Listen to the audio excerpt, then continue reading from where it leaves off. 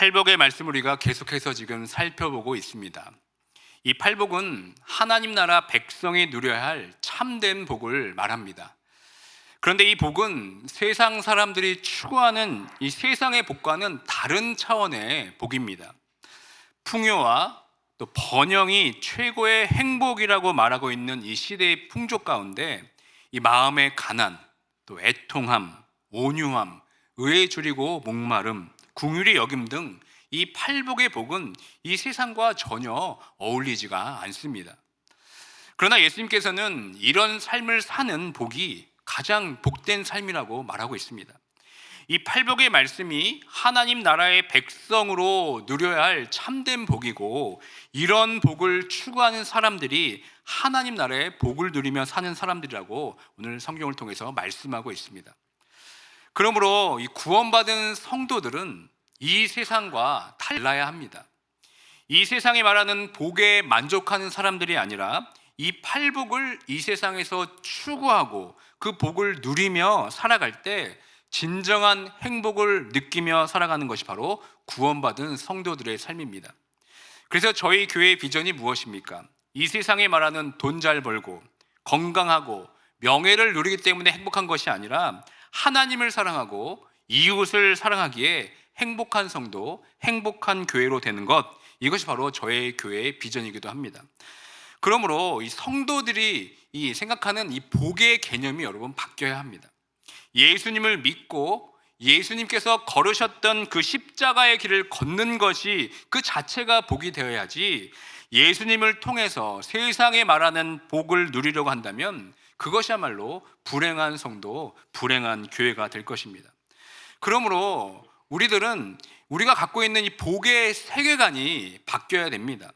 우리가 바라보는 이 복에 대한 이 안경이 바뀌어야 합니다.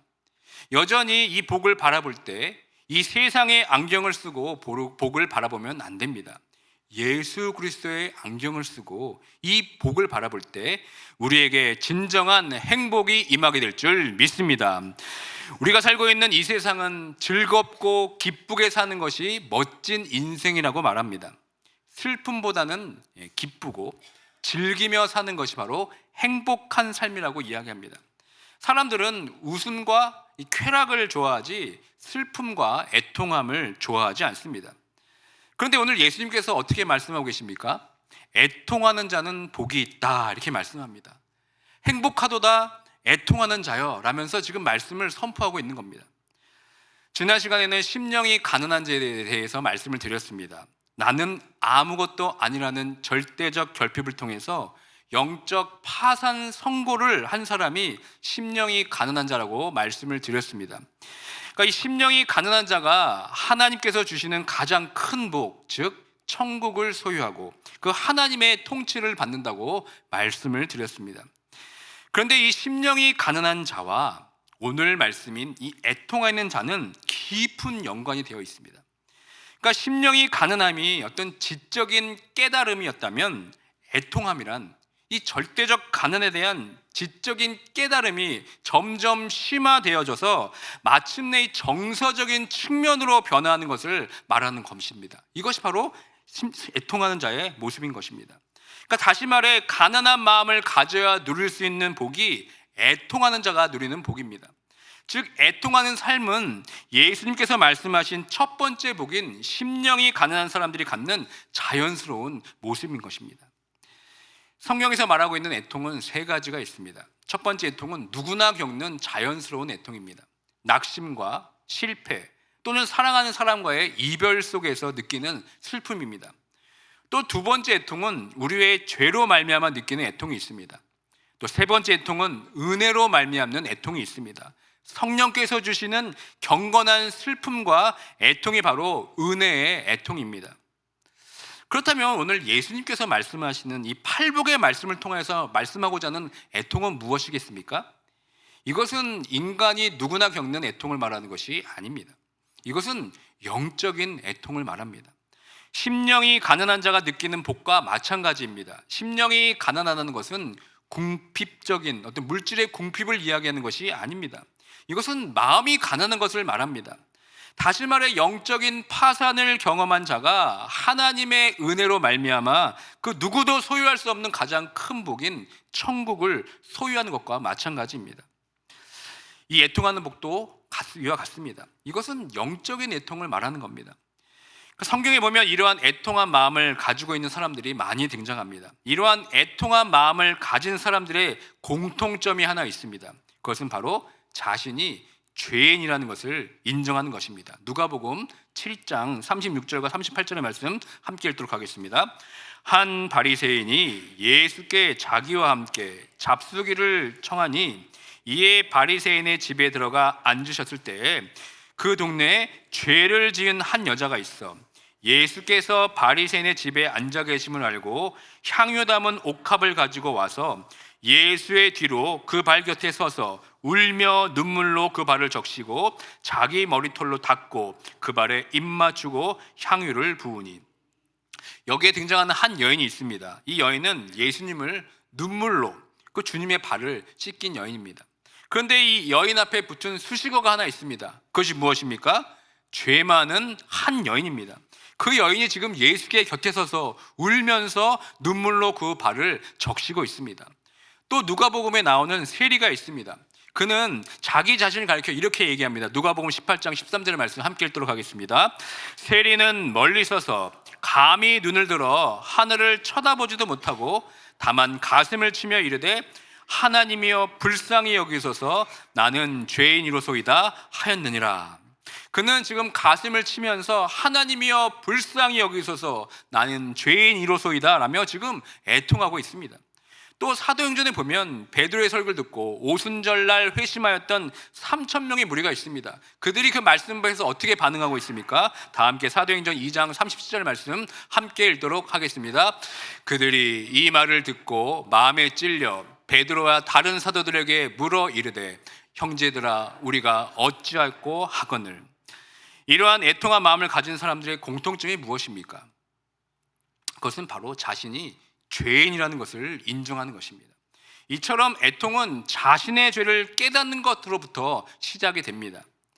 그러니까 신앙생활에 있어서 가장 중요한 부분이 바로 여러분 이 부분입니다. 진짜 자신의 죄를 깨달았는가, 이것이 정말 중요한 이슈가 되는 겁니다. 우리가 예수를 통해 구원받았다는 것은 그것의 첫 시작이 무엇입니까? 바로 내가 죄인이구나, 이것을 깨닫는 것입니다. 그런데 이것이 내가 깨닫는다고 깨달아지는 것이 아닙니다. 저 같은 경우에도 어렸을 때부터 가정과 교회에서 신앙교육을 통해 저는 내가 죄인이라는 것을 그냥 자연스럽게 알고 받아들였습니다. 저희 집의 아이들도 마찬가지죠. 계속 가정 예배도 드리고 성경 공부도 하면서 아이들도 이미 자신이 죄인이라는 사실, 그리고 나를 위해서 예수 그리스도께서 고난 받으시고 십자가에 못 박아서 죽으셨다가 다시 3일 만에 부활해서 내가 그 구원을 입었다는 것을 우리 아이들도 정확히 알고 있습니다.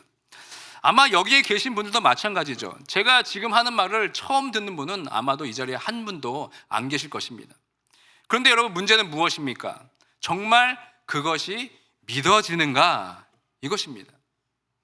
여러분, 이 아는 것과 이 믿는 것은 상당히 다른 문제입니다. 저도 어렸을 때부터 신앙교육을 통해서 제가 죄인인 걸 알았습니다. 그런데 머리로는 알겠는데 가슴으로는 그렇게 내가 죄인인지를 잘 몰랐습니다. 물론 살면서 거짓말하고 또 미워하고 싸우고 이런 등등 여러한 소소한 감정들에 대해서 내가 죄를 지으며 살았구나 라고 생각했지, 진짜 내가 죄인인지는 그렇게 가슴으로 와 닿지가 않았습니다.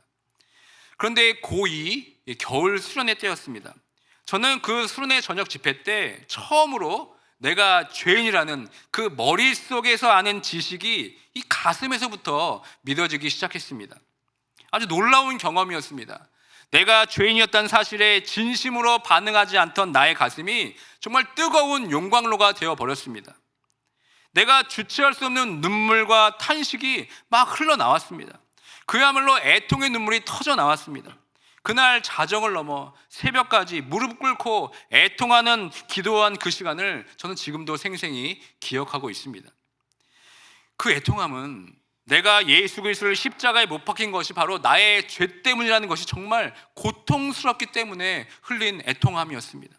그럼에도 불구하고 나를 구원해 주신 그 예수님의 사랑이 너무 감사하여서, 감격하여서 터져나오는 애통의 눈물이었습니다. 오늘 본문에 나오는 애통이 바로 이러한 애통입니다. 슬픔이 너무 커서 외부로 터져 나올 수밖에 없는 상태, 이것이 바로 애통함입니다. 이것이 바로 성경에서 말하는 애통입니다. 그래서 한글 개역 개정 성경에서도 슬퍼하는 자는 복이 있나니 이렇게 말하지 않습니다. 애통하는 자, 이렇게 말하고 있습니다. 이 애통은 이 탄식이 절로 나오고 통곡이 절로 나올 정도로 심각한 고통으로 인한 슬픔을 말하는 것입니다. 우리는 이러한 자신의 죄를 깨닫고 애통한 순간을 무엇이라 부릅니까? 바로 회심, 이렇게 부릅니다. 이 회심의 사건을 통해서 나의 죄를 깨닫고 나 그 죄에 대한 용서와 은혜로 인해 터져나오는 이 애통함이 있는가, 이것이 우리 신앙생활의 기초이면서 가장 중요한 시작점입니다. 이것이 구원받은 후에 삶의 여정을 가게 하는 영적인 동력이 되는 것입니다.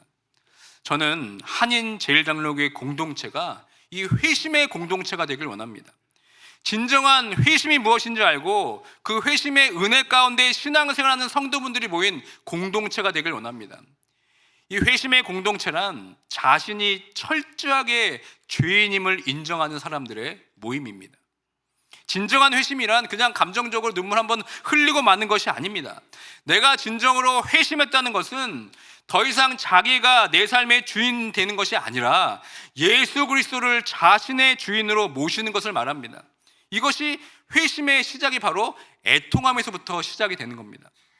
분명한 것은 회심이 되지 않은 사람들이 모인 공동체에는 늘 문제가 있다는 것입니다.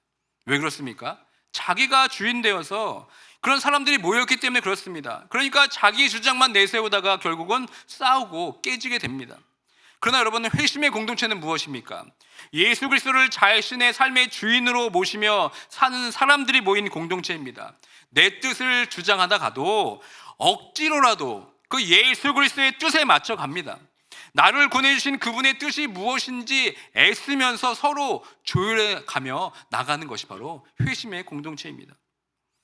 부부 생활도 마찬가지인 것 같습니다. 아무리 피 터지게 싸우면서 사내 만에 난리가 나도 그 부부가 진정한 회심의 사람들이라면 결국은 예수 그리스도 때문에 서로 조율할 수 있게 됩니다. 예수 그리스도의 뜻이 무엇인지 진지하게 고민하면서 결국 예수 그리스도 앞에 무릎을 꿇고 그 사랑에 힘입어서 깨어진 관계가 회복이 되는 것입니다. 교회도 마찬가지입니다. 교회가 진정한 회심의 공동체라면 사람이 주인이 아니라 예수 그리스도가 주인임을 인정하는 사람들이기 때문에 여러 가지 갈등과 대립 속에서 결국은 예수 그리스도의 그 뜻 앞으로 모이게 되는 겁니다. 그리고 예수 그리스도가 원하시는 방향대로 다시 조율하게 됩니다. 이것이 바로 회심의 공동체입니다. 저는 간절히 기도하고 바라는 것은 이 한인제일장로교회가 애통하며 눈물을 흘리는 회심의 공동체가 되길 주님의 이름으로 축원드립니다.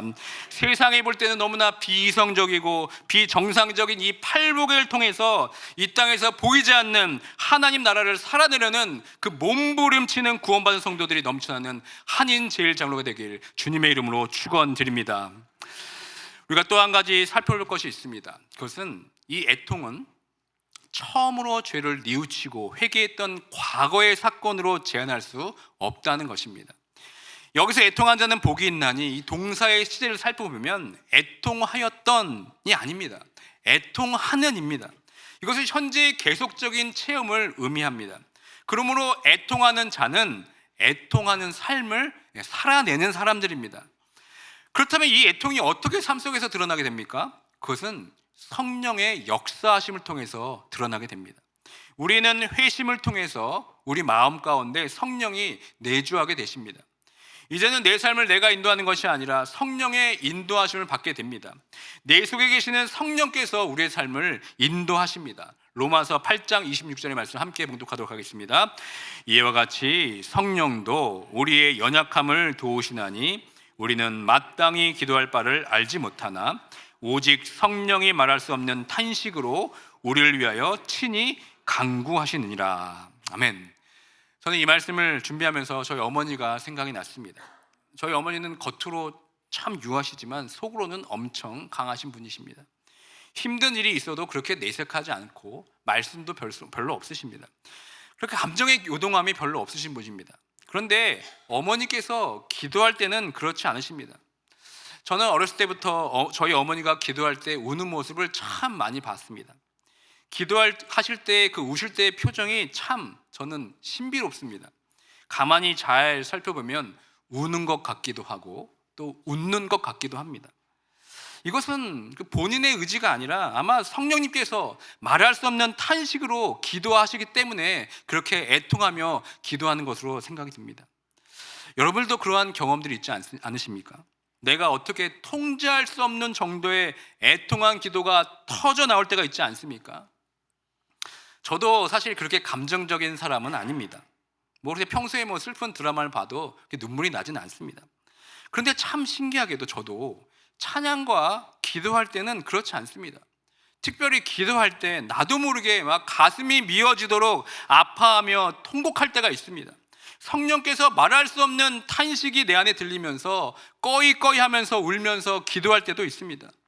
그런데 이러한 애통의 기도는 내 스스로가 내가 애통해야지 라며 작정한다고 운다고 나오는 기도가 아닙니다. 내가 마음 먹는다고 애통의 기도가 되는 것도 아닙니다. 결국은 성령이 말할 수 없는 탄식으로 우리를 위하여 친히 역사해 주셔야 가능한 것이 바로 애통의 기도인 겁니다. 혹시 여러분 하나님 앞에 정말 울고 싶으신 분이 계십니까? 정말 마음 깊은 곳에 애통하면서 울 수밖에 없는 기도의 간구가 있으십니까? 여러분 성령께 간구하시길 바랍니다. 그때 성령께서 말할 수 없는 탄식으로 기도하게 하실 것입니다. 그때 우리는 비로소 애통의 기도를 할 수 있게 되는 겁니다. 이처럼 그 애통의 기도는 과거의 한 사건을 말하는 것이 아닙니다. 현재에도 이 성령의 역사하심을 통해서 계속해서 이루어지게 되는 겁니다. 그렇다면 이렇게 애통하는 자가 어떠한 복을 받는다고 예수님께서 지금 말씀하고 계십니까? 바로 위로의 복을 주신다고 말씀하고 있습니다.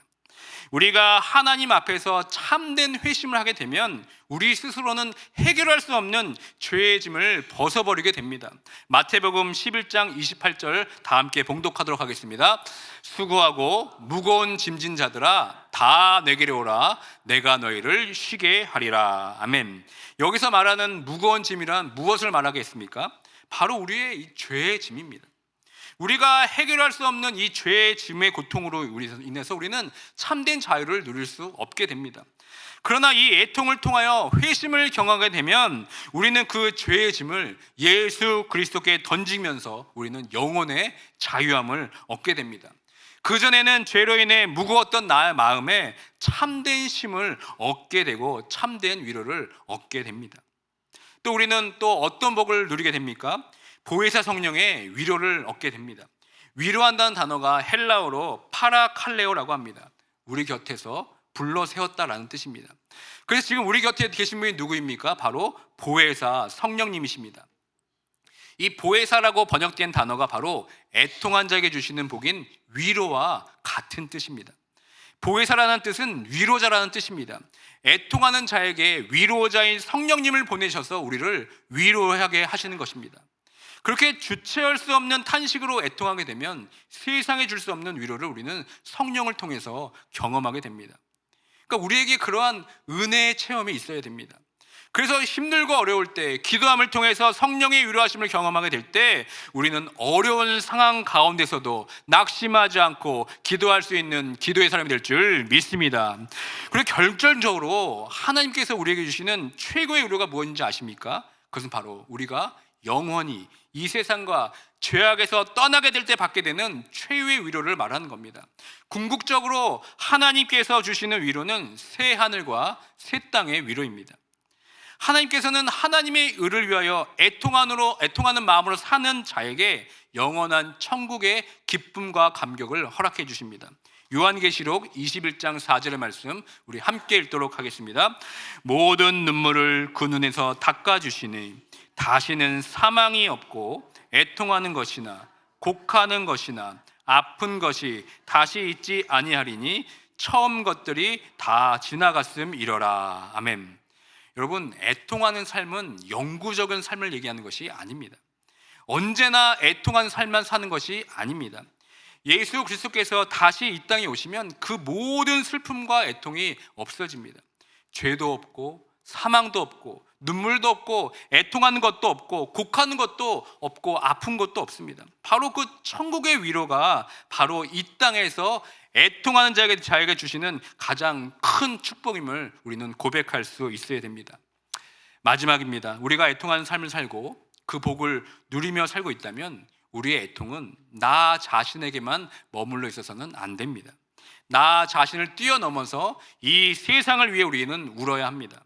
자신의 죄와 연약과 한계에 대해서 아파하거나 슬퍼할 줄 알게 된다면 그것으로 멈추는 것이 아니라 우리의 세상과 이 공동체에 대한 거에 대해서 아파하면서 슬퍼할 수 있어야 됩니다.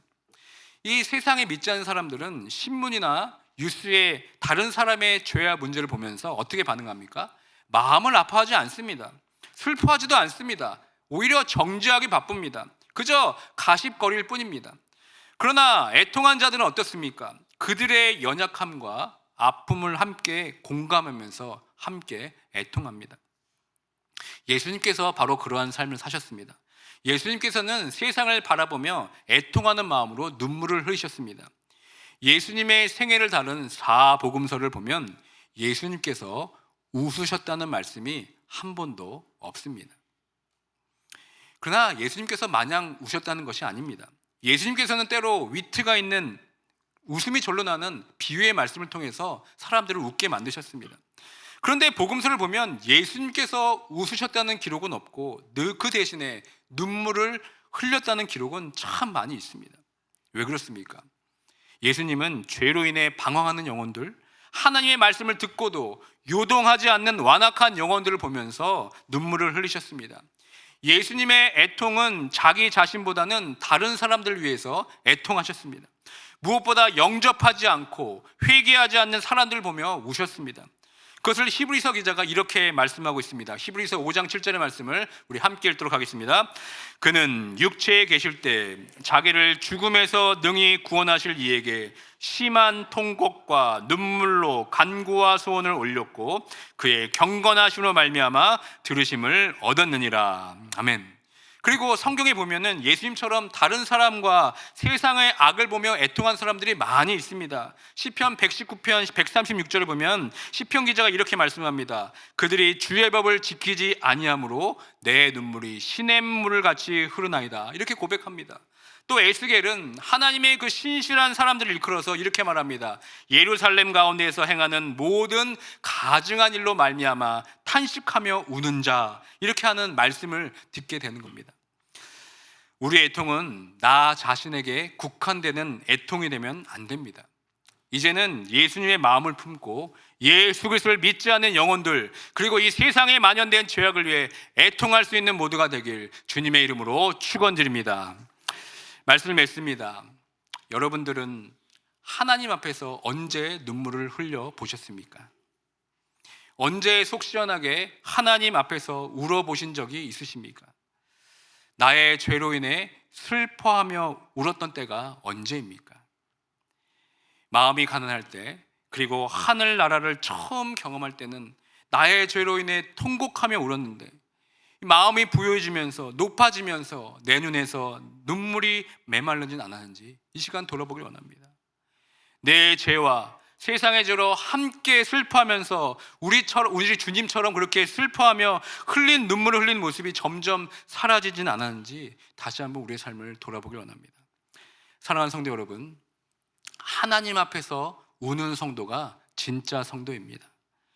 이제는 나의 죄에 대해서 울고 또 세상을 향해 우는 성도분들이 되기를 주님의 이름으로 축원드립니다.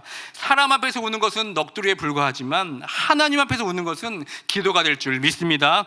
하나님 앞에서 애통하는 자가 진정한 성도입니다. 그렇게 애통하며 하나님 앞에 나아가게 될 때 세상에 줄 수 없는 진정한 하늘의 위로를 이 세상에 누리며 살아가는 모두가 되길 주님의 이름으로 축원드립니다.